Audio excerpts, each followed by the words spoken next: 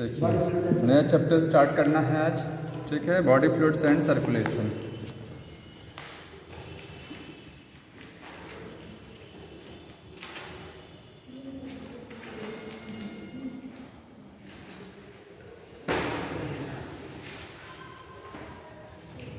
Body fluids होता क्या, कोई बताएगा क्या है बॉडी फ्लूइड्स?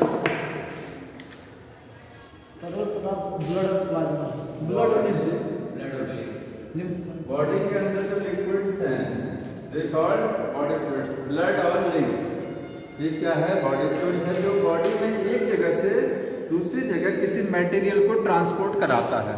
जैसे ब्लड किस चीज़ का ट्रांसपोर्ट करता है? तो ऑक्सीजन का ट्रांसपोर्ट करता है, न्यूट्रिएंट का है, हार्मोन का ट्रांसपोर्ट होता है, ठीक है, गैसेस का ट्रांसपोर्ट होता है। लिम्फ किस चीज़ का है?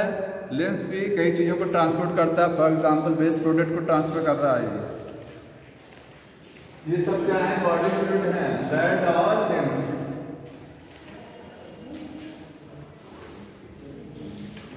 एक एक करके समझना है। ब्लड क्या है देखिए, ब्लड एक कनेक्टिव टिश्यू है। क्या है ये? कनेक्टिव टिश्यू है। और कैसा कनेक्टिव टिश्यू है? Fluid connective tissue. Fluid matrix, fluid means ये बहने वाला कनेक्टिव टिश्यू है, ठीक है। तरल संयोजी ऊतक बोलते हैं हिंदी में, कनेक्टिव टिश्यू। ओरिजिन क्या होती है ब्लड की? ओरिजिन मेसोडर्मल, क्योंकि कनेक्टिव टिश्यू जितने भी हैं उनकी ओरिजिन क्या है? मेसोडर्मल, ठीक है, मेसोडर्मल। गैस थोड़ा कि ये मेसोडर्म लेयर से बनेगा, ठीक है जी सर। बॉडी में कितना ब्लड होता है? तो बॉडी वेट के हिसाब से होता है 5 to 7% of body weight. Body का जितना वजन है उसके अकॉर्डिंग 5 to 7% में क्या है? ब्लड होता है, ठीक है। ब्लड का जो पीएच है, तो पीएच पूछा ऐसा क्वेश्चन आता है कि ब्लड का पीएच कितना? 7.2 भी है, 7.4 भी है उसमें से। लेकिन अगर क्वेश्चन पूछा है ऑक्सीजनेटेड ब्लड का पीएच कितना होता है, तो 7.4। डीऑक्सीजनेटेड का कितना है? 7.2। कम क्यों होता है समझ लीजिए। ऑक्सीजनेटेड ब्लड का पीएच और एक है डीऑक्सीजनेटेड, मतलब जो ब्लड हमारे आर्टरी में फ्लो करेगा वो ऑक्सीजनेटेड है, उसका पीएच होता है 7.4। और डीऑक्सीजनेटेड का कुछ कम होता है, इसलिए बिकॉज इसमें कार्बन डाइऑक्साइड क्या है? मोर है। जहां CO2 ज्यादा होती है वहां का पीएच कम होता है। समझ में आया? तो ये हो गया पीएच के बारे में। ब्लड के कितने कंपोनेंट्स होते हैं? तो ब्लड में 2 हिस्से हैं, ब्लड का प्लाज्मा और क्या है इसका? एलिमेंट्स।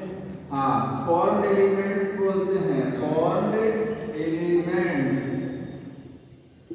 ब्लड में 2 चीजें हैं, प्लाज्मा और फॉर्म्ड एलिमेंट। छूट गया, छूट जाने दीजिए। इसके बाद जहां से ये लिखा जा रहा है वहां से स्टार्ट करिए, नहीं तो वो पेंडिंग पड़ा रह जाएगा पूरा। समझ रहे हैं ना? समझना ज्यादा जरूरी है। यहां से स्टार्ट करिए। प्लाज्मा और फॉर्म्ड एलिमेंट। प्लाज्मा क्या है? इसका कई नाम है। क्वेश्चन आता है कि matrix of the blood part, blood का जो मैट्रिक्स इसको क्या बोलते हैं? ब्लड प्लाज्मा, ठीक है, बुक में लिखा है मैट्रिक्स बोलते हैं। इसको क्या बोलते हैं? मैट्रिक्स है या लिक्विड पार्ट है। ये ब्लड का कौन सा है? लिक्विड पार्ट है, ठीक है। समझ में आया? फॉर्म्ड एलिमेंट में क्या कर, तो प्लाज्मा को पहले समझा जाता है कि प्लाज्मा में क्या क्या है। देखिए 55% प्लाज्मा जो है उसमें क्या है? फिर प्लाज्मा और ये फॉर्म्ड एलिमेंट 55% में प्लाज्मा है और 45% में फॉर्म्ड एलिमेंट है। प्लाज्मा जो होता है इसमें क्या क्या चीजें होती हैं, ठीक है। इसमें आपको वाटर सबसे ज्यादा देखने को मिलेगा, 90 to 92% वाटर है प्लाज्मा में सबसे ज्यादा। इसके बाद प्रोटीन्स आती हैं, तो असेंडिंग और डिसेंडिंग आर्डर में ये पूछ लिया जाता है इसका क्या सबसे ज्यादा है? प्रोटीन कितनी होती हैं? 5 to 6 से 8, 6 से 8 जो भी बुक में लिखा गया है 6 से 8 लिखा। देखिए कितना लिखा है? 6 से 8, 6 से 8 वही रखना भी आपको। 6 से 8% में प्रोटीन्स हैं, बाकी अदर आ जाएगा 1%। तो अदर तो 1% है, बहुत कम है। लेकिन अदर में बहुत सारी चीजें आती हैं। अब अदर समझना अदर में क्या क्या होता है, ठीक है। प्रोटीन्स को थोड़ा समझ लीजिए कि प्रोटीन्स अदर अभी समझेंगे। प्रोटीन्स जो होती है कितनी वैरायटी की हैं? एल्बुमिन प्रोटीन है, ठीक है। और दूसरी है फाइब्रिनोजन प्रोटीन या थ्रोम्बिन प्रोटीन। थ्रोम्बिन भी देखने को मिलती है, थ्रोम्बिन हो गया, ठीक। इसके बाद ग्लोब्यूलिन है। सबसे ज्यादा मिलने वाली प्रोटीन पूछी जाती है कौन सी है? एल्बुमिन 4% में अकेले यही है। ये क्या हो गया? 4%।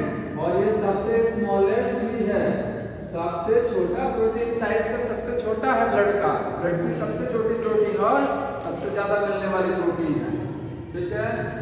क्या काम होता है एल्बुमिन का? समझ लीजिए, maintain the osmotic pressure of blood. Maintain osmotic pressure of blood, osmotic pressure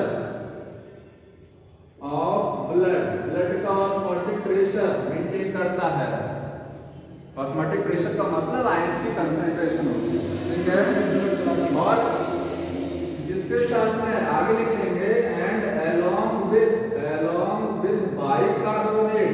bicarbonate का मतलब HCO3 माइनस। बाइकार्बोनेट के साथ में एक्ट एज बफर, ये बफर का काम करता है। तो कभी क्वेश्चन आए ब्लड में क्या चीज ऐसी होती है जो पीएच को मेंटेन रखता है? इसका बफर पीएच को मेंटेन रखता है। वहां पर albumin plus HCO3 minus, albumin bicarbonate ion के साथ मिलकर के उसका पीएच मेंटेन रखता है, ठीक है। अगर पीएच चेंज होगा तो मेंटेन करेगा। फाइब्रिनोजन ये सब ब्लड क्लॉटिंग कराती हैं, ब्लड क्लॉटिंग में मदद करती हैं, रक्त का थक्का बन जाता है। ग्लोबुलिन प्रोटीन सबसे कम मात्रा में मिलती है, सबसे कम मात्रा में लीस्ट होती है, लीस्ट इन अमाउंट। अमाउंट में सबसे कम है ये, ठीक है। लेकिन साइज सबसे क्या है? लार्जेस्ट इन साइज है। इन तीनों में देखा जाए तो सबसे बड़ी ग्लोबुलिन होती है, लेकिन परसेंटेज में सबसे कम होती है, ठीक। ये हो गया ब्लड प्रोटीन्स के बारे में। वर्क सर्विस का काम इसका वर्क समझ लीजिए। ग्लोबुलिन कहाँ देखने को मिलती है? एंटीबॉडी। एंटीबॉडी आप पढ़ेंगे 12th वाली बुक में। एंटीबॉडी इसका दूसरा नाम इम्यूनोग्लोबुलिन है। तो इम्यूनोग्लोबुलिन में लास्ट में देखिए ग्लोबुलिन है आईजी, जिसको शॉर्ट फॉर्म में बोलते हैं। एंटीबॉडी का दूसरा नाम आईजी। एंटीबॉडी आईजी होती है, इम्यूनोग्लोबुलिन। एंटीबॉडी प्रोटीन्स होती है। क्या होती है? प्रोटीन्स। उसमें मिलती है ग्लोब्यूलिन। हीमोग्लोबिन में जो प्रोटीन है वो ग्लोबुलिन नहीं है, वो ग्लोबिन है। वो क्या है? ग्लोबिन है, ठीक है। ये ग्लोबुलिन है, डिफरेंस है। तो इसका काम क्या हुआ? इम्यूनिटी प्रोवाइड कराती है, क्योंकि एंटीबॉडी क्या करती है? बॉडी की सुरक्षा। ये इम्यूनिटी में है, ये ब्लड क्लॉटिंग में है, ये ऑस्मोटिक प्रेशर को मेंटेन कराती है, पीएच को मेंटेन करता है। हाँ, वो पीएच को, हाँ। तो ये हो गया। इसके बाद में देखिए अब 1% को समझते हैं। अदर में क्या क्या चीजें आएंगी? अदर में देखिए आयंस होते हैं हमारे ब्लड में। क्या होते हैं? आयंस। आयंस को बोलते हैं इलेक्ट्रोलाइट्स। इलेक्ट्रोलाइट्स होते हैं। कौन कौन से आयंस होते हैं? क्वेश्चन आता है कि आयंस कौन कौन से हैं, बुक में लिखा गया है, ठीक है। कौन सा आयंस सबसे ज्यादा है, कौन सा सबसे कम है, ऑर्डर भी पूछ लिया जाता है। तो देखिए ऑर्डर में समझ लीजिए, क्लोरीन सबसे ज्यादा है, इसके बाद सोडियम है, फिर पोटेशियम है, सोडियम पोटेशियम, फिर क्या है? कैल्शियम है, Ca++, फिर फास्फोरस है, ठीक है। और इसके बाद मैग्नीशियम है, सबसे कम मैग्नीशियम लीस्ट अमाउंट में, सबसे ज्यादा कैल्शियम हाईएस्ट अमाउंट में। सही है, ठीक है। ये सब इलेक्ट्रोलाइट्स हैं। ये अगर बॉडी में कम हो जाएंगे, सबका अपना अपना रोल है। देखिए सोडियम का रोल है ब्लड कंडक्शन में, ठीक है। पोटेशियम ब्लड क्लॉटिंग कराता है, खून को जमाने में। कैल्शियम का भी रोल है और पोटेशियम का भी रोल है। ये दोनों किसमें हैं? ये ब्लड क्लॉट कराते हैं, ब्लड क्लॉटिंग कराते हैं। सोडियम का रोल क्या है? संदेश को बॉडी में एक जगह से दूसरी जगह पहुंचाना। कैल्शियम का एक काम और है मसल्स कॉन्ट्रैक्शन। मांसपेशियों में जो कॉन्ट्रैक्शन होता है उसके लिए कौन जिम्मेदार है? कैल्शियम, ठीक है। फास्फोरस जानते हैं बोन्स में होता है, ठीक है। सोडियम का है nerve conduction, nerve impulse conduction. Nerve impulse conduction, nerve impulse को कंडक्ट कराएगा, ठीक है। क्लोरीन का रोल है, क्लोरीन हो गया ये, क्लोरीन का क्लोराइड शिफ्ट पड़ेगा ना, क्लोराइड शिफ्ट याद आ रहा, उसमें क्लोरीन है, ये हो गया। तो ये ऑर्डर याद होना चाहिए इस तरीके से। इसके बाद और क्या होगा, अगर में गैसेज होगी, कौन सी गैसेज होती है हमारे ब्लड में, ऑक्सीजन और कार्बन डाइऑक्साइड, ठीक है। इसके अलावा और क्या होगा, बॉडी में न्यूट्रिएंट होंगे ब्लड के प्लाज्मा में। न्यूट्रिएंट में क्या क्या हो सकता है, ग्लूकोज बुक में लिखा ही गया है, ग्लूकोज है, फ्रक्टोज हो गया, और प्रोटीन्स भी जो न्यूट्रिएंट का काम करती हैं वो वाली प्रोटीन अलग है। ये प्रोटीन जो थी प्लाज्मा में, ये प्रोटीन नहीं है, न्यूट्रिएंट नहीं है, और दूसरी प्रोटीन्स हैं जो न्यूट्रिएंट होती हैं, ठीक है। फैट हो गया, लिपिड हो गया, कार्बोहाइड्रेट तो है ही, विटामिन होता है प्लाज्मा में, क्या होता है विटामिन, ये सब क्या है, न्यूट्रिएंट हो गए। अमीनो एसिड्स आ गया, अमीनो एसिड्स, लिपिड, हाँ लिपिड वही फैट हो गया, लिपिड्स, ठीक है। और इसके बाद क्या रहेगा, हार्मोन्स। हमारे ब्लड में और क्या देखने को मिलता है, प्लाज्मा में हार्मोन्स देखने को मिलते हैं, ठीक है। समझ में आया यहाँ तक, आइए। कितनी चीजें ब्लड के प्लाज्मा में, सीरम भी, सीरम अलग चीज है। आप समझ लीजिए सीरम क्या होता है, सीरम क्या है, ठीक है। ब्लड के प्लाज्मा में से क्लॉटिंग फैक्टर्स को निकाल दीजिए, बचे हुए पार्ट को क्या बोलते हैं, सीरम, समझ रहे हैं। Blood plasma except the clotting factor, line लिखी गई है, सीरम क्या है, ब्लड का ये प्लाज्मा है, blood plasma without clotting factor, without clotting factors, clotting factor हटाने के बाद में सीरम बचता है। बताइए सीरम में आरबीसी डब्ल्यूबीसी होगा कि नहीं होगा, नहीं होगा, क्योंकि ये प्लाज्मा का पार्ट है सीरम, प्लाज्मा में कहाँ आरबीसी, आरबीसी तो अलग है ना, फॉरेन एलिमेंट्स में पढ़ते हैं उसको। और ये सीरम, इसका कलर कैसा होता है, स्लाइटली येलोइश कलर होता है, येलोइश हल्का सा कलर है, ठीक है, सीरम होता है। ये हो गया, तो ये सब खत्म हो गया। इसके बाद क्या पढ़ना है, इसके बाद है फॉरेन एलिमेंट, आरबीसी डब्ल्यूबीसी और प्लेटलेट। सर जी, हाँ, ये जो इनएक्टिव फॉर्म है प्लाज्मा में प्रेजेंट होता है कोगुलेशन या क्लॉटिंग के लिए, यही सब बताएंगे। जब ब्लड क्लॉटिंग पढ़ना तो बात करना, उसको सब बता देंगे इनएक्टिव फॉर्म में कौन सी प्रोटीन होती है, ठीक है, वो क्लॉटिंग वाले में बताया जाएगा। हम इसे नोट कर लीजिए, इसको नोट करना हो तो आगे। इसके बाद RBC WBC, foreign element, blood cells भी बोलते हैं हमको, ठीक है। सबसे पहले क्या पढ़ना है, RBC, full form red blood corpuscles होता है। नोट करने का काम जल्दी किया करिए, आप तो इसी में टाइम निकाल लेते हैं, देखते हैं कुछ लोग नोट ही करते रहते हैं, अच्छा समझेंगे खाली, इससे अच्छा तो आराम से कर लेंगे, दूसरा पे लिखिएगा और नोट कर लीजिएगा। आरबीसी को सब उसमें क्या कहते हैं, या तो टाइम वेस्ट करेंगे, हो गया ना, देखिए इरिथ्रोसाइट आरबीसी, आप साफ में लिखिएगा, लिखते भी रहिए और समझते भी रहिए, इतना भी फास्ट नहीं लिखा जाता है कि आप लिखा पाएं, लिखा जाता है। फॉरेन एलिमेंट में सबसे पहले क्या है, आरबीसी, रेड ब्लड कॉर्पस्कल्स बोलते हैं।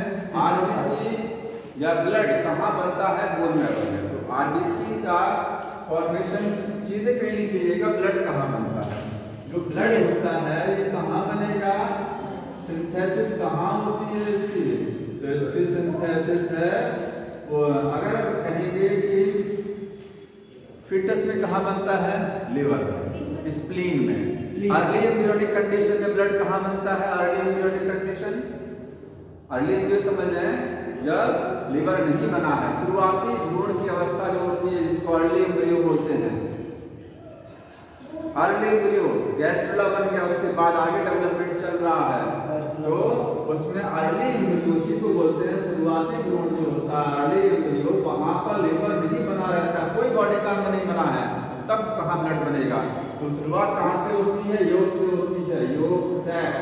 योग सैक क्या है, एक एक्स्ट्रा एम्ब्रियोनिक मेम्ब्रेन है, भ्रूण की एक अतिरिक्त झिल्ली है, 4 झिल्लियां होती हैं, एम्नियन, कोरियन, एलेटोइस और योग सैक होता है ना। योग साइड में अर्ली एम्ब्रियो में बनेगा।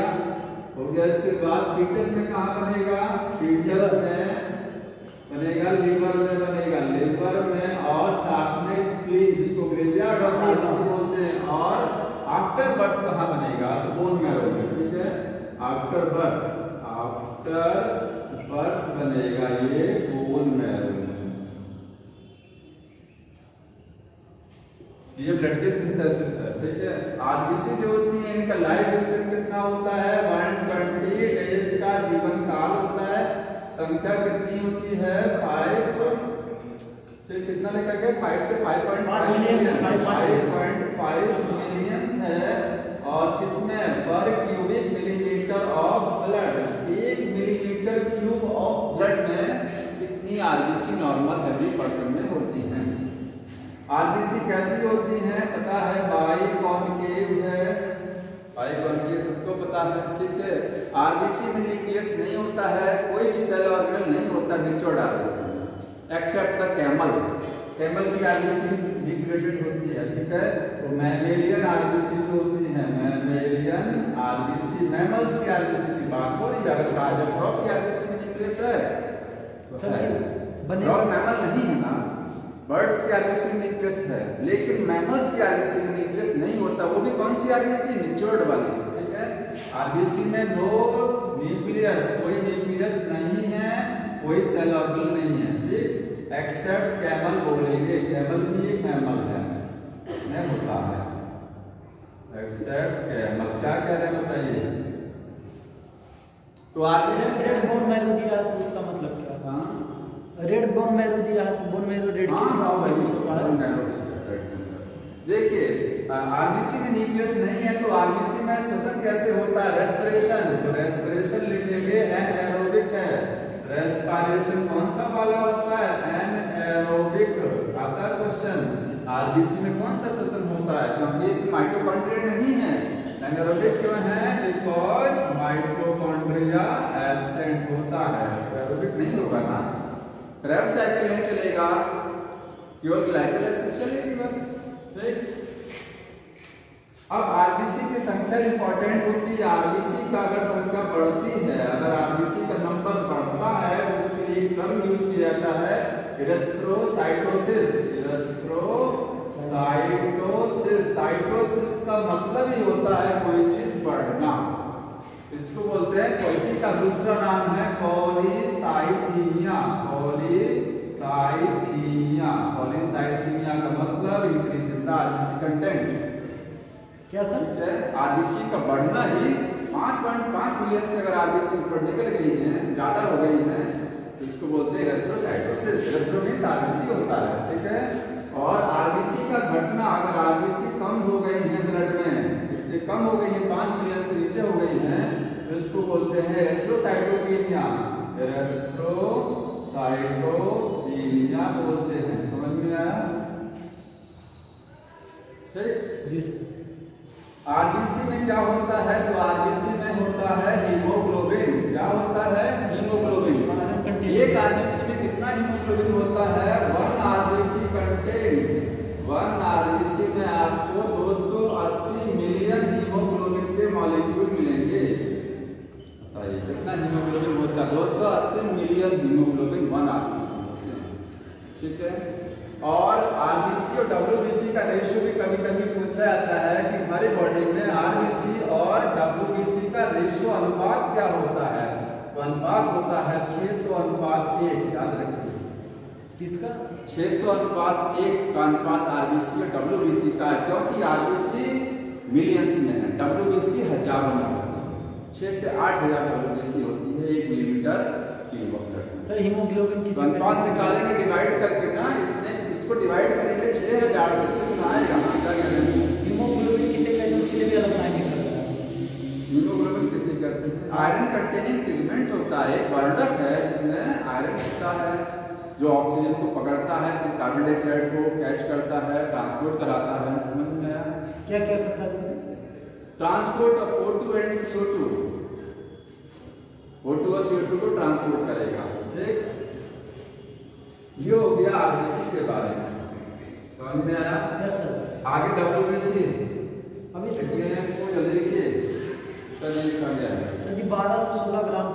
हीमोग्लोबिन। हाँ, एक चीज और, हीमोग्लोबिन कितना होता है? 12 से 16 ग्राम पर 100 ml of blood.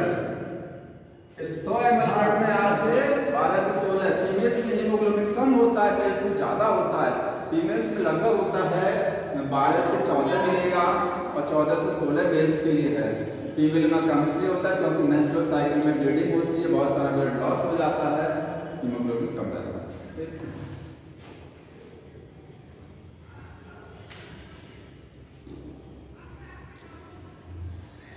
WBC white blood corpuscles, leucocyte, इनका दूसरा नाम ल्यूकोसाइट्स, ल्यूकोसाइट्स बोलते हैं। ठीक है, ल्यूकोसाइट 6000 से लेकर के 8000 होते हैं पर millimetre cube of blood. Sir ji spleen के लिए एक लाइन बोल दीजिए। स्प्लीन ग्रेवयार्ड ऑफ आरबीसी है, आरबीसी का ग्रेवयार्ड है जी, ग्रेवयार्ड लिखिएगा, ग्रेवयार्ड ऑफ आरबीसी। ग्रेवयार्ड माने पूरा कब्रिस्तान ऑफ आरबीसी। आरबीसी मरने के बाद कहाँ चले जाती हैं? स्प्लीन में चली जाती हैं।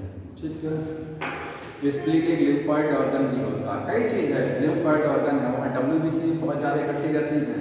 ठीक है, 12th में एक चैप्टर है इम्यून सिस्टम वाला, उसमें पढ़ते हैं। हाँ, क्या कह रहे हैं? हाँ,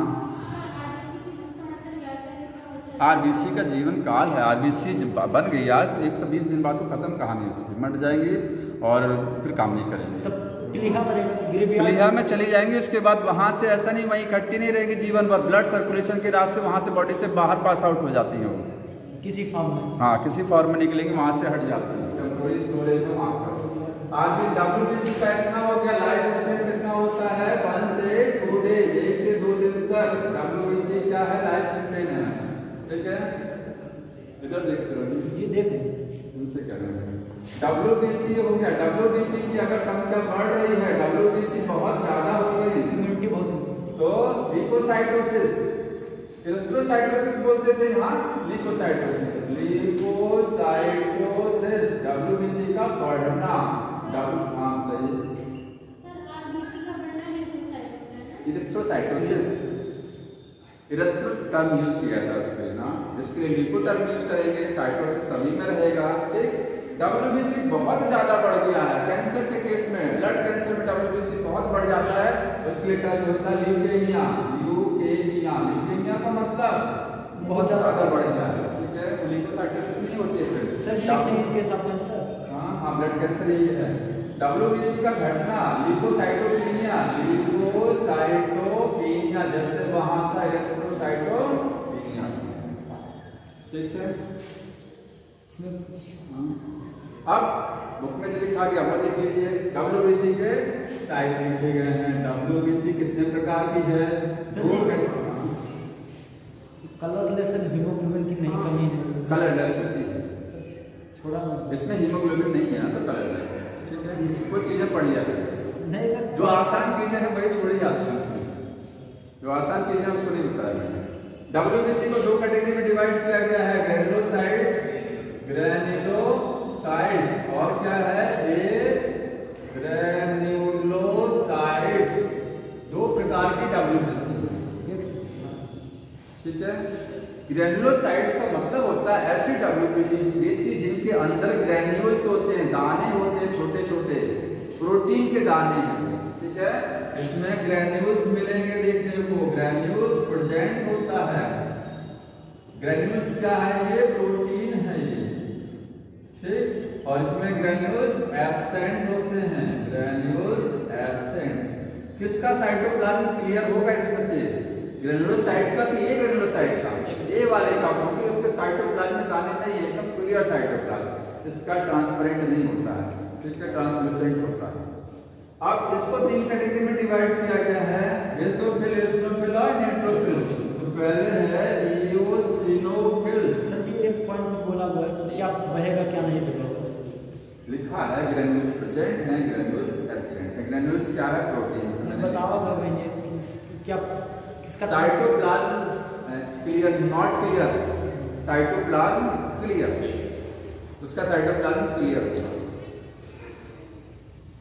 एसिनोफिल हो गया, दूसरा कौन सा है? बेसोफिल्स। बेसोफिल और न्यूट्रोफिल्स। और तीसरा होता है न्यूट्रोफिल्स। न्यूट्रोफिल्स यही समझना थोड़ा सा। एसिनोफिल जो होता है, तीनों में क्या अंतर होता है? तो इन तीनों के न्यूक्लियस में अंतर है और इन तीनों के फंक्शन में अंतर है। समझ में आया? परसेंटेज में अंतर है। 3 डिफरेंस है। इनके न्यूक्लियस में डिफरेंस, इनके कामों में अंतर है और इनके परसेंटेज में अंतर है। ठीक है, सबको देख लीजिए। एसिनोफिल का जो न्यूक्लियस है वो होता है हेडफोन शेप का। हेडफोन ऐसा होता है, बाइलोब्ड न्यूक्लियस, एक लोब और दूसरी लोब। ठीक है, यहाँ न्यूक्लियस है बाइलोब्ड न्यूक्लियस है, हेडफोन टाइप का न्यूक्लियस है। ठीक, इसका न्यूक्लियस एस कैडर का, एस शेप। देखिए ये हो गया एस शेप। कैसा है? S shape nucleus. इसका न्यूक्लियस होता है 3 to 4 लोब्स। इसमें देखिए एक लोब ये हो गया, दूसरा लोब हो गया, तीसरा लोब ये हो गया। जहां एरिया फूला हुआ वही लोब है। चौथा लोब, पांचवा लोब। 3 से 5 लोब्स होती हैं। 3 to 5 lobes in nucleus. Nucleus में 3 से 5 लोब्स होती हैं। समझ में आया? ये डिफरेंस परसेंटेज अभी बताएंगे। इसके बाद काम देख लीजिए, इनका काम क्या होता है? एसिनोफिल का काम 3 to 5 लोब्स की 3 to 5 न्यूक्लियस। नहीं, न्यूक्लियस नहीं है। न्यूक्लियस एक, उस न्यूक्लियस में लोब है। लोब का मतलब फूला हुआ एरिया आपको, इसमें 2 लोब है। ये एस शेप बोलते हैं इसको। इसमें 3 से 5 लोब्स होती है न्यूक्लियस में। लोब्स का मतलब अब स्वेलिंग एरिया बोल सकते हैं। ठीक है, समझ में आया? इसका काम क्या होता है? ये एलर्जी में बेसोफिल की मदद करता है, एलर्जी में हेल्प करता है। ठीक है, लिखेंगे helps in allergic reaction. Allergic reaction. लेकिन मेन कौन होता है एलर्जी के लिए? Responsible basophil. ठीक है, मेन सेल जो है ब्लड की, जो एलर्जी में इन्वॉल्व है वो है बेसोफिल। तो main cell of allergic reaction. Allergy पढ़ेंगे 12th वाले में है। एलर्जी क्या होती है? एलर्जी रिएक्शन में कैसे एलर्जी रिएक्शन में इन्वॉल्व होती है। एलर्जी का जो सिम्टम होता है, खास कफ है इसलिए जेवी होता ना, रेडनेस आ जाना, कहीं सूजन आ जाना, लाल हो जाना, चीखना, खांसना, ये सब एलर्जी के सिम्टम है। क्यों आते हैं? क्योंकि बेसोफिल कुछ केमिकल रिलीज करता है। उस केमिकल की वजह से वो सिम्टम जनरेट होते हैं। ठीक है, वो कौन कौन से केमिकल है ये लिख लीजिएगा। क्या रिलीज करते हैं? लिखिए रिलीज हिस्टामाइन। हिस्टामाइन, ठीक है, हेपेरिन और सीरोटोनिन। सीरोटोनिन, ठीक है। हाँ, हेपेरिन क्लॉटिंग में, क्लॉटिंग में मदद करता है। तो क्लॉटिंग में हेपेरिन कहाँ से बनता है? बेसोफिल से बनता है। समझ में आया? मेन जो है एलर्जी वाले में मेन है हिस्टामाइन। मेन क्या है? हिस्टामाइन है, जिसकी वजह से एलर्जी आती है। ठीक है, तो अगर एलर्जी को कम करना है तो दवा दी जाती है, वो एंटी एलर्जी दवा होती है। उसमें होता है एंटी हिस्टामाइन। एंटी हिस्टामाइन का मतलब इसी वजह से एलर्जी आ रही है। एलर्जी का सिम्टम आ रहा है, एलर्जी इसकी वजह से नहीं होती, एलर्जी का सिम्टम। उस सिम्टम को हटाने के लिए एंटी हिस्टामाइन दी जाती है, तो हिस्टामाइन को खत्म कर देता है। ठीक। न्यूट्रोफिल का काम होता है फैगोसाइटोसिस। फैगोसाइटोसिस का मतलब भक्षण करना, जीवाणुओं का भक्षण करता है फैगोसाइटोसिस। ठीक, ये दोनों इम्यूनिटी में मदद करती हैं एलर्जी के द्वारा। वो कीटाणुओं का भक्षण करता है, कीटाणुओं का भक्षण नहीं करते हैं, ये बैक्टीरिया को नहीं खाते हैं। ठीक है, अब परसेंटेज में भी जब इसके साथ लिखेंगे, इसको भी समझ लीजिए। एक ग्रेन्युलोसाइट कौन सा है? 2 वैरायटी, मोनोसाइट और लिम्फोसाइट। मोनोसाइट हो गया और लिम्फोसाइट। लिम्फोसाइट और लिम्फोसाइट में डिफरेंस है। लिम्फोसाइट का एक प्रकार है लिम्फोसाइट। दोनों में अंतर क्या होता है? मोनोसाइट बड़े साइज की है, लिम्फोसाइट छोटे साइज की होती है। ठीक है, बाकी कोई विशेष अंतर नहीं होता। परसेंटेज में अंतर है और काम में अंतर है, फंक्शन में अंतर है। मोनोसाइट क्या करते हैं?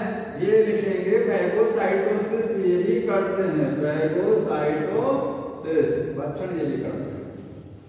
अब लिम्फोसाइट को समझ में समझिए कि लिम्फोसाइट क्या है।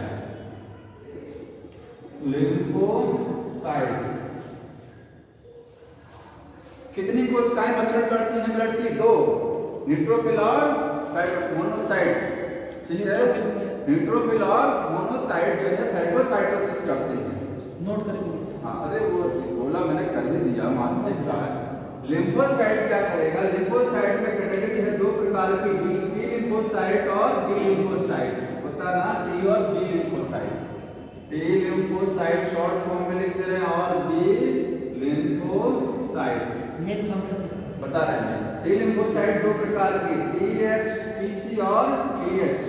ये भी 12th में है। Immune system T helper cell और टी साइटोटॉक्सिक टी सेल है। ये क्या है?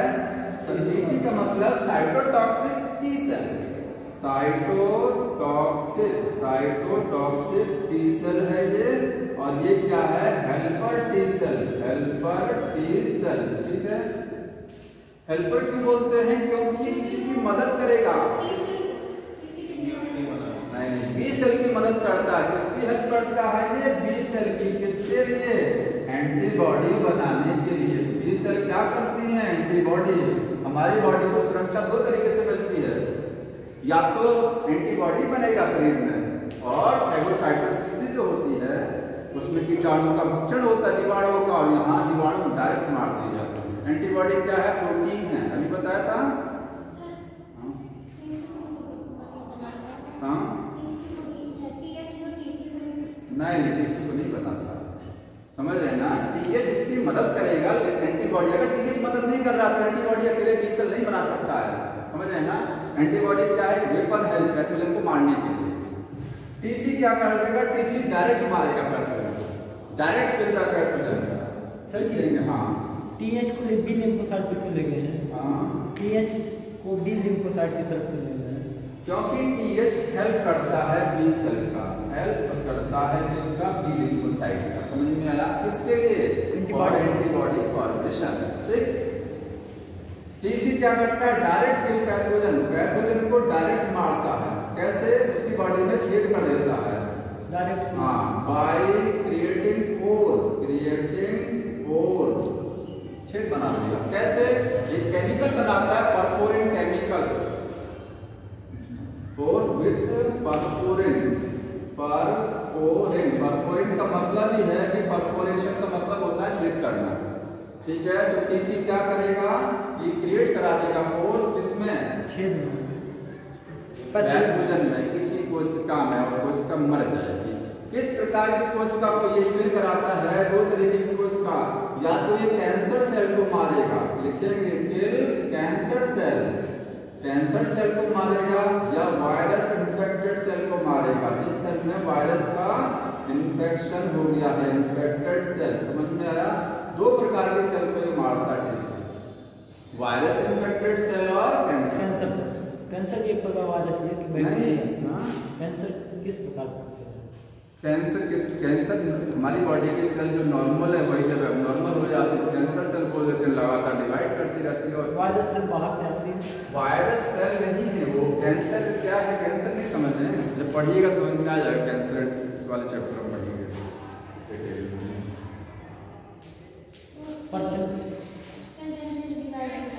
लगातार सेल कंटिन्यूअसली डिवाइड करती हैं।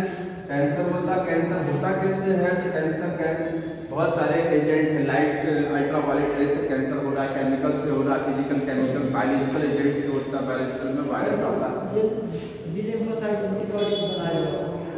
हाँ, बी लिम्फोसाइट एंटीबॉडी बनाता है। हाँ, एड्स में टीएच लिम्फोसाइट जो हमारी बॉडी की टी लिम्फोसाइट होती है, एचआईवी वायरस टी लिम्फोसाइट को मारता है।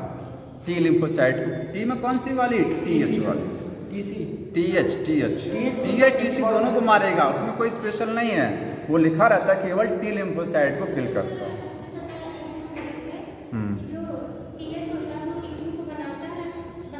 नहीं, ऐसा हमको जानकारी नहीं, हो सकता कहीं हो, लेकिन ऐसा जानकारी नहीं। ठीक है, देखिए इसके बाद ये हो गया। अगला क्या है? प्लेटलेट्स है, प्लेटलेट्स। ठीक है, का दूसरा नाम थ्रोम्बोसाइट्स। थ्रोम्बोसाइट्स होती हैं। प्लेटलेट कोई सेल नहीं है, ये सेल का एक टुकड़ा है। हाँ, परसेंटेज लिख लीजिए, बहुत सबसे ज्यादा परसेंटेज में आप सबसे ज्यादा लिखेंगे किसको? न्यूट्रोफिल को।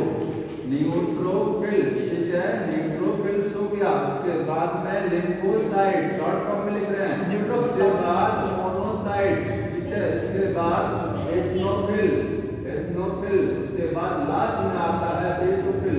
सब आ गया ना। सबसे कम पढ़िए 60 से 65% में अकेले है, और ये 0.1 से लेकर के 0.5 से 1% में है बेसोफिल। बीच का परसेंटेज लिख लीजिएगा, बुक में दिया है। ये सीक्वेंस पूछे जाते हैं, ठीक है। कितने सबसे ज्यादा कौन है असेंडिंग और डिसेंडिंग ऑर्डर में? सबसे न्यूट्रोफिल्स। हाँ, जल्दी नोट पढ़िए। उसके बाद न्यूट्रोफिल्स के बाद में लिम्फोसाइट, फिर मोनोसाइट, फिर एसिनोफिल, फिर बेसोफिल सबसे कम। आज एक बार देखा करिए तो पूरे एक नजर में दौड़ा लीजिए, एक साथ लिख लीजिए उसको। ये नहीं कि एक वर्ड देखा तो नीचे क्या कुछ देखा। 20 से 25% मसरत वाला 6 से 20 से 25 कुछ नहीं है इसमें, 60 से 65 है, 20 से 25 कुछ नहीं है। है सर लिम्फोसाइट। अच्छा, लिम्फोसाइट दिया आपने। प्लेटलेट क्या है? प्लेटलेट कोई स्पेशल सेल नहीं है, सेल का एक टुकड़ा होता, ध्यान सुनिएगा, फ्रैगमेंट ऑफ सेल है, ठीक है। प्लेटलेट क्या है? ये फ्रैगमेंट्स ऑफ सेल। किस सेल का टुकड़ा है? मेगाकैरियोसाइट सेल का टुकड़ा है। कौन सी सेल? सेल का नाम क्या है? मेगाकैरियोसाइट सेल, इसका टुकड़ा है, ठीक है। ये कहाँ की सेल है? ये है बोन मैरो की सेल है। किसकी है ये? बोन मैरो की सेल है, बोन मैरो सेल है ये। बनता कैसे टुकड़ा? देखिए, ये मेगाकैरियोसाइट सेल है। इसमें बड़ी आप सबने पढ़ा है ना, ऐसे उभार बनेगा, फिर एक उभार बनेगा, यहाँ से उभार बन गया। देखिए, ये सेल टूट करके अलग बन गया एक प्लेटलेट, ये टूट करके प्लेटलेट, यहाँ से बनेगा, ये टूट के अलग।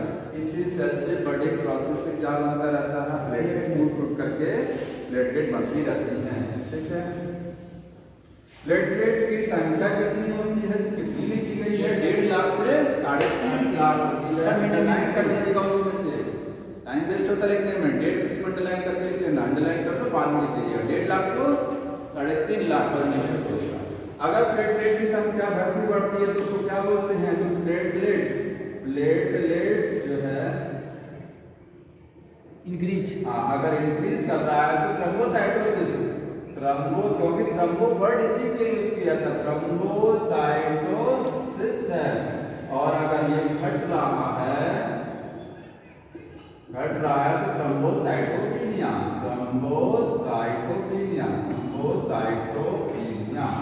प्लेटलेट का काम क्या होता है? ब्लड का क्लॉट कराना, ब्लड को जमाना। कैसे जमाता है? ये कुछ फैक्टर को रिलीज कराता है। फैक्टर क्या है? प्रोटीन है। ब्लड क्लॉटिंग फैक्टर्स में सबसे ज्यादा इंपॉर्टेंट कौन सा है? थ्रोम्बोसाइट, नाम लिखा देखिए, थ्रोम्बोप्लास्टिन, ठीक है। हाँ, थ्रोम्बोप्लास्टिन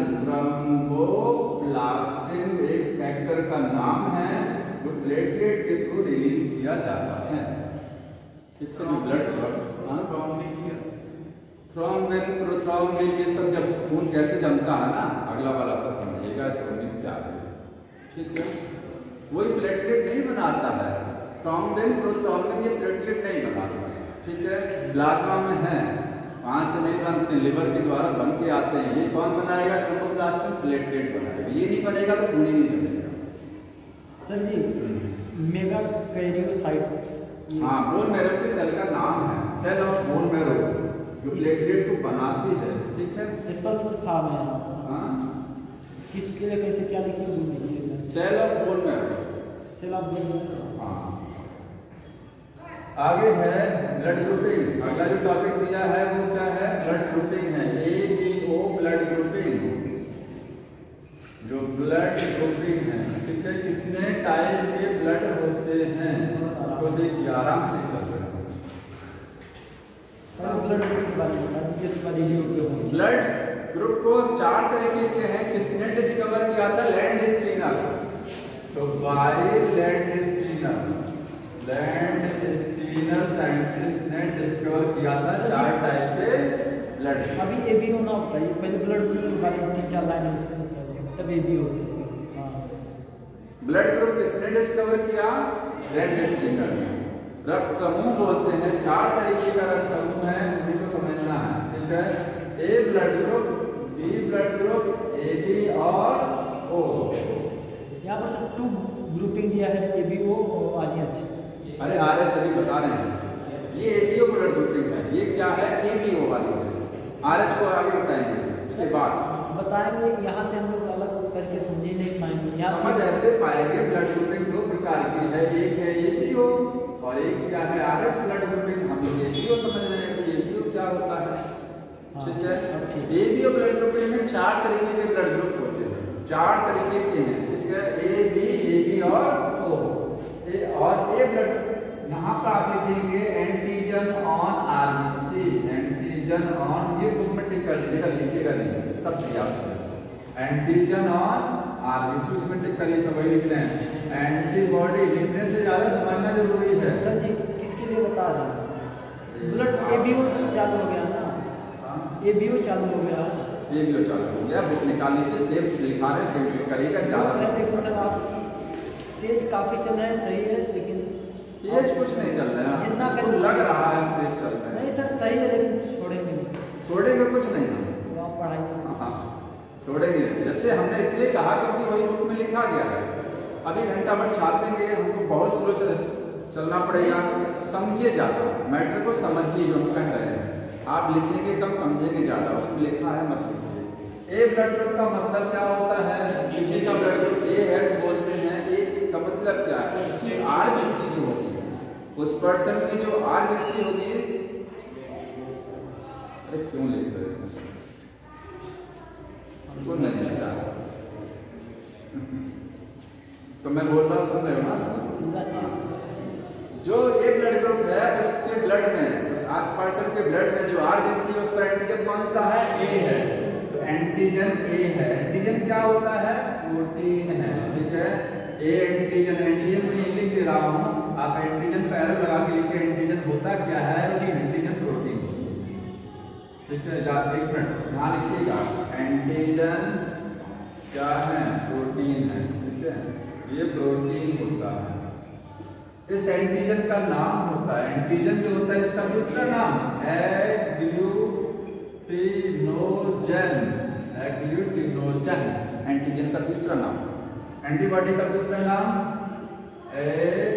एग्लूटिनिन, एग्लूटिनिन ये एंटीबॉडी का दूसरा नाम। कहाँ होता है? On RBC. ये कहाँ होता है? प्लाज्मा में। एंटीबॉडी कहाँ देखने को मिलती है? प्लाज्मा में। Antigen RBC.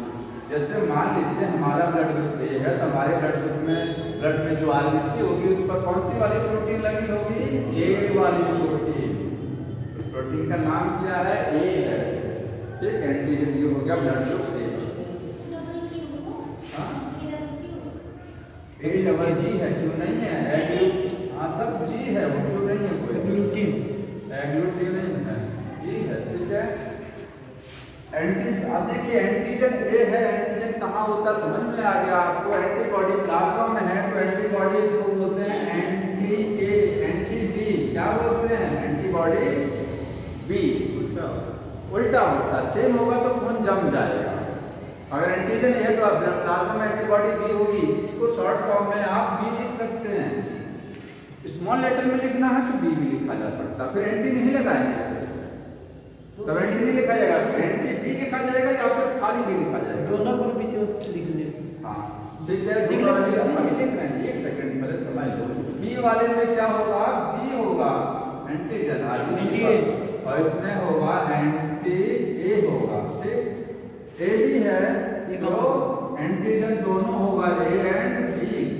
एंटीबॉडी कोई नहीं होगा, क्योंकि अगर कोई भी हो गया तो मिल जाएगा। सोचिए अगर एंटीबॉडी ए हो जाएगा तो ए और ए मैच करेगा ना।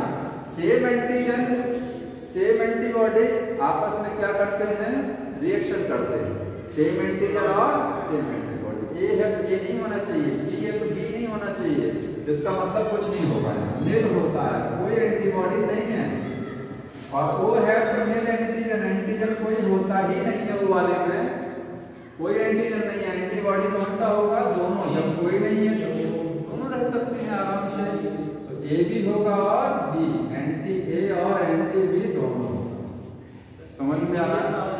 दिक्कत क्या होगा? हाँ, एंटीजन ना होने से दिक्कत क्या होगा? फिर वही बात, तब तो वो हो जाएगा। अरे भगवान ने बना के दे दिया है कि ऐसा हमारे खून में कोई एंटीजन नहीं, जो डोनर यही है। अगर कोई एंटीजन होता है इसके में, सुनिए ध्यान से, अगर कोई एंटीजन होता तो ये किसी को, वो तो यूनिवर्सल डोनर सबको खून दे सकता है, सबको नहीं दे, इसका फायदा ही लेता है, डोनर यही है। बैठ जाइए, ये है यूनिवर्सल डोनर, ये क्या है, यूनिवर्सल डोनर, और ये क्या है, रिसिपिएंट है। समझ रहे हैं ना?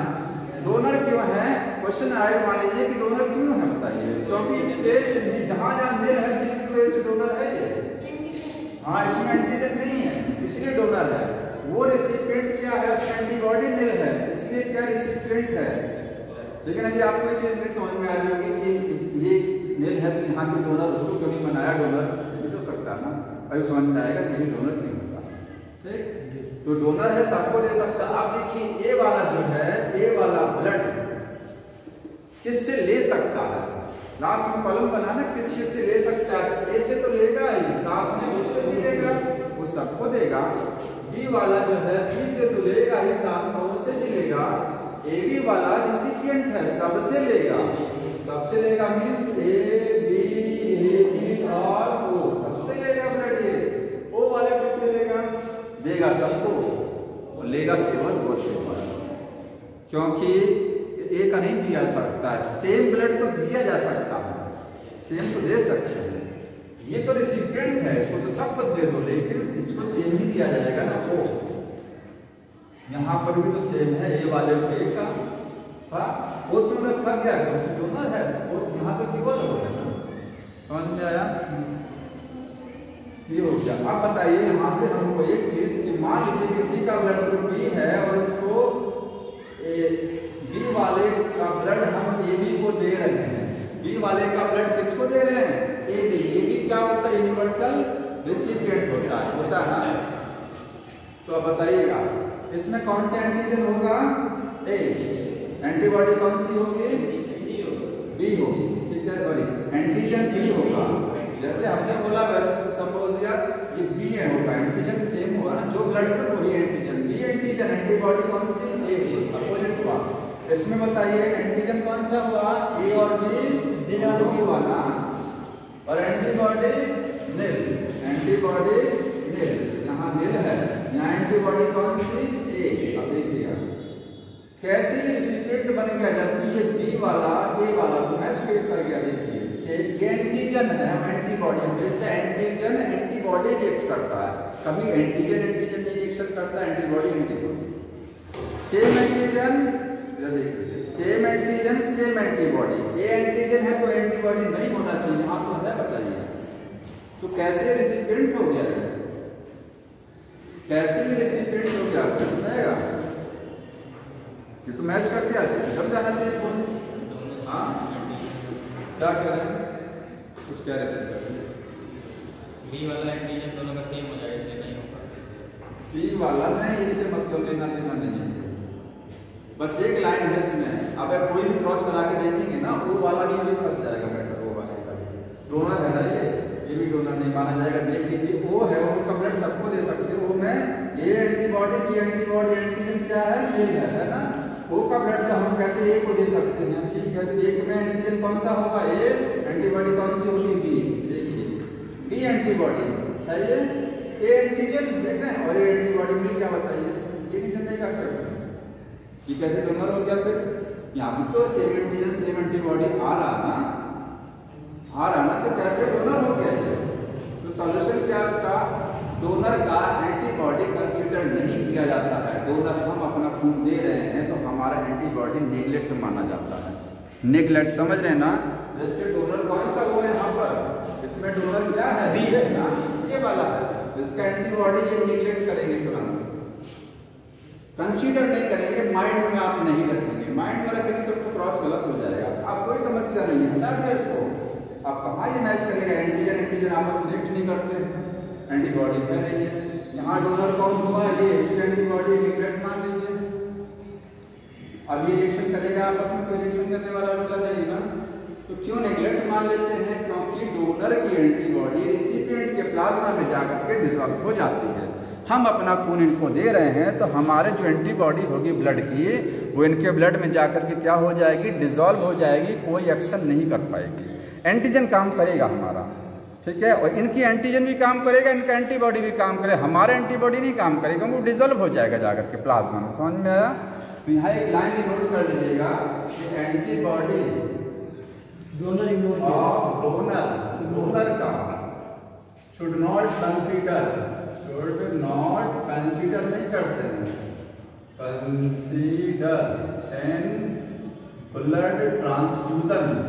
ब्लड जब ट्रांसफ्यूजन किया जाता है, चढ़ाया जाता है ब्लड ट्रांसफ्यूजन रिएक्शन जो होती है, ठीक है, उसमें नहीं कंसीडर करते हैं। रीजन क्या है? बिकॉज एंटीबॉडी ऑफ डोनर का जो एंटीबॉडी है वो क्या है? गेट डिसॉल्व हो जाएगा, get dissolve and blood of recipient के ब्लड में जाकर के डिसॉल्व हो जाए, कोई एक्शन नहीं होगा। समझ में आया? तो ये ब्लड ग्रुप हो गया। आगे कौन सा बताना है अगली बार? RH फैक्टर वाला। हाँ आपको बी को दे रहा है, यहाँ को क्या पता? हाँ यहाँ पर आपको देगा इसको, क्योंकि इसमें बी नहीं है। कौन सा वाला? बताइए। ये वाला बता रहे हैं, ये वाला केस। वहाँ पर तो बी दे ले रहा है क्योंकि ये वाला नहीं है। ये वाला केस बता रहे हैं ना। हाँ देखिए इस वाले केस में बी एंटीजन है, एंटीबॉडी कौन सी है इसमें? ये है, नहीं मान सकते, इसको नेग्लेक्ट करेंगे ना, तो यहाँ पर दूसरे क्योंकि नेग्लेक्ट नहीं करेंगे तो रिएक्शन हो रही है, देखिए सेम जमेगा खून, दूसरे का जमता नहीं है, क्योंकि क्या है इसमें? ये यूनिवर्सल रेसिपिएंट इसलिए तो बोला जा रहा है।